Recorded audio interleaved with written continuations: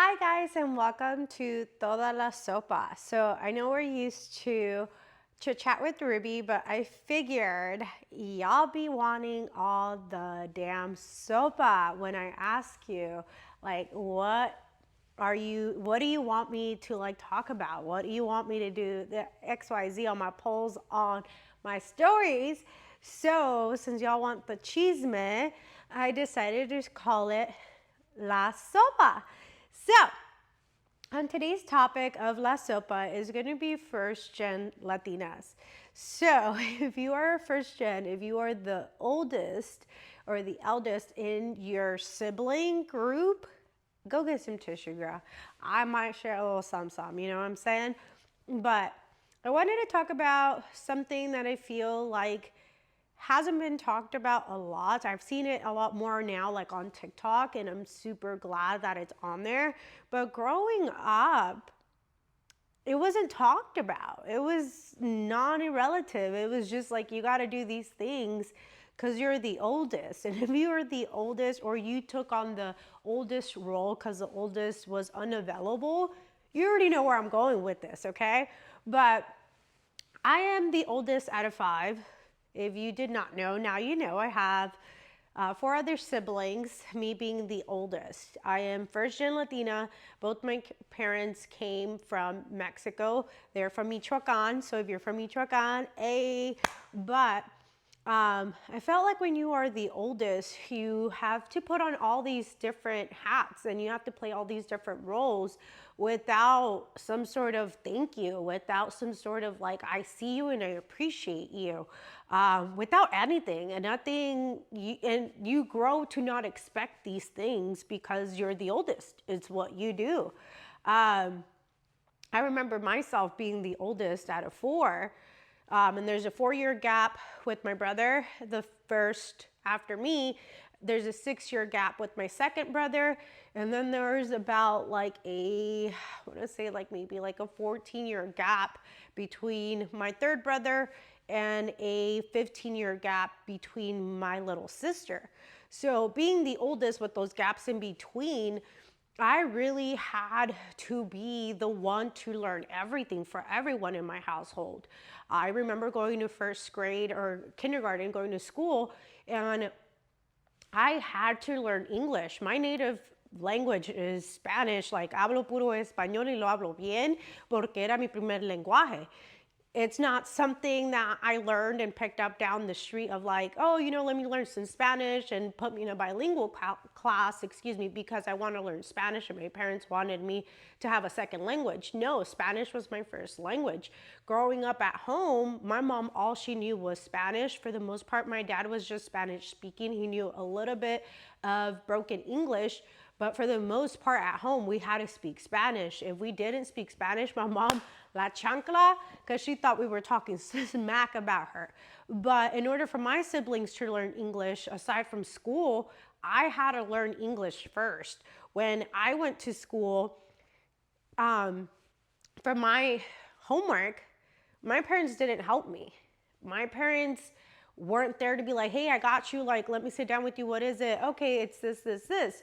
Because for the most part, my homework was in English. So I had to teach myself English. I had to learn English. I had to make sure I was able to speak it, write it, and read it, all the above, so I can teach that to my siblings and my parents. It wasn't something that it was just like a luxury of like, let me just have English under my belt to have it. It was a necessity, especially when my parents came over. I remember like we would go out with my mom to places and someone would be like, oh, you don't speak English, and try to give her grief about it, right? And try to be like, oh, this Mexican XYZ. Little did they know I spoke English, so I had to be the one to represent her in a lot of things, and parent-teacher conferences, and anything that just came across that had to be English spoken or written or read. That was me for her and for my siblings. So that's just one of the hats of like, I had to be a teacher when I was 5, and that's just one of the hats as like a first gen Latina that you have to put on. A second hat that you have to put on is literally being a mother before you're even a child yourself. I feel like you get robbed. You strictly get robbed. Even if you are um, like a brother and you're the oldest, sometimes you have to take on that dad figure even though your dad's there. I had to take on the mom figure even though my mom was there. And I feel like I strictly got robbed of like my childhood. My childhood was literally like non-existent, and your girl's choking up. It was literally non-existent because it was like you had to stop putting what you needed as a child like aside and figure out, what do my siblings need? What do I need to protect them from? What do I need to teach them? Like, what do I need to do for them to feel loved? Because like our parents didn't grasp that like you needed to show emotional love, emotional support, emotional in general. Like it was more so you have a roof over your head, you got food, you got the basics, you got all that, you're good. The rest doesn't matter, it's non-existent.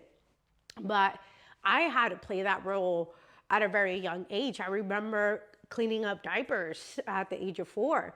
I remember by the age I was 6, I had 2 siblings. So it was like, oh, you already know what to do with one, repeat it again with the other one. Then, my mom had the last 2. And at that point, I was like in high school. And it was like everything got robbed. Once I felt like, oh, I can finally just be like a regular person or regular child, teenager, whatever, it was like, no, I need your help with these infants. So that was very hard because I remember going to school, going to work, and then I had to go home and help her with infants that weren't mine. And once again, that goes back to, as a first gen Latina, everything's expected of you. You're supposed to literally be a translator, an accountant. You're supposed to somehow like provide around the house in some sort of way, whether it be like cleaning, cooking, something. You're a mother before you're even a mother. Like, it's just all these expectations of first gen Latinas that we had to take on without an option. It wasn't like, hey, can you help me with this? It was no, like, hey, ven, te necesito ahorita. It wasn't a thing of like, hey, it's just an option for you. It's more so a requirement. And even if it wasn't like you had an option, you felt bad for your other siblings, your younger siblings. Like you had to, put that aside and then be that person for them, because nobody else in that household was going to be that person for them. And if you're a first gen Latina, I know we have not healed fully from certain things.